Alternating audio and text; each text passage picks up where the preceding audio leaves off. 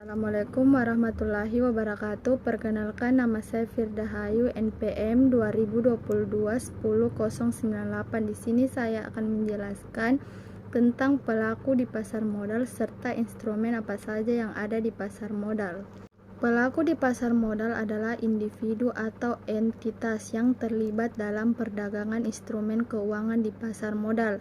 Beberapa pelaku utamanya di pasar modal meliputi investor individu, orang-orang yang membeli dan menjual saham, obligasi atau instrumen keuangan lainnya, atau investasi atau tujuan keuangan pribadi.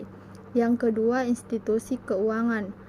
Institusi keuangan berupa bank, perusahaan asuransi, dana pensiun, dan lembaga keuangan lainnya yang melakukan investasi dalam instrumen keuangan. Yang ketiga, emiten atau perusahaan publik.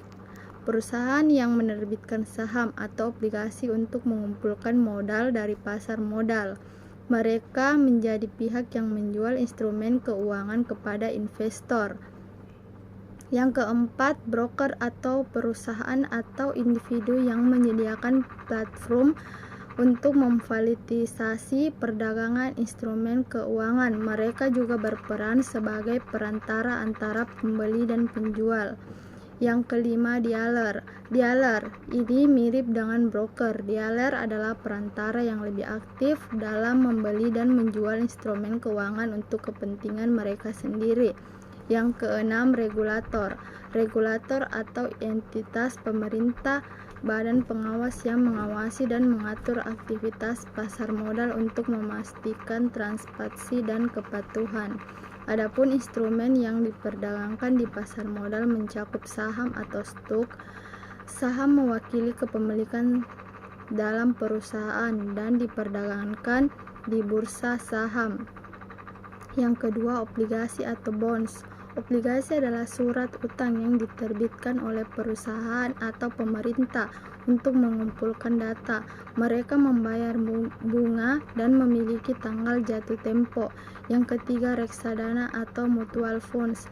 Reksadana adalah investor kolektif di mana dana dari banyak investor digunakan untuk membeli berbagai instrumen keuangan seperti saham dan obligasi.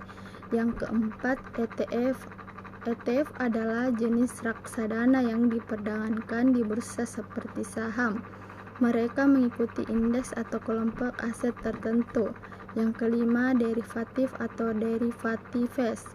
Instrumen keuangan turunan seperti opsi dan futures yang nilainya terkait dengan aset yang mendasarinya. Yang keenam, instrumen lain. Instrumen lain adalah berbagai seperti waran, hak, memesan efek, dan lainnya. Semua instrumen ini memainkan saham atau kelompok aset tertentu. Yang kelima, derivatif. Derivatif keuangan turunan seperti opsi dan futurus yang nilainya terkait dengan aset yang mendasarinya.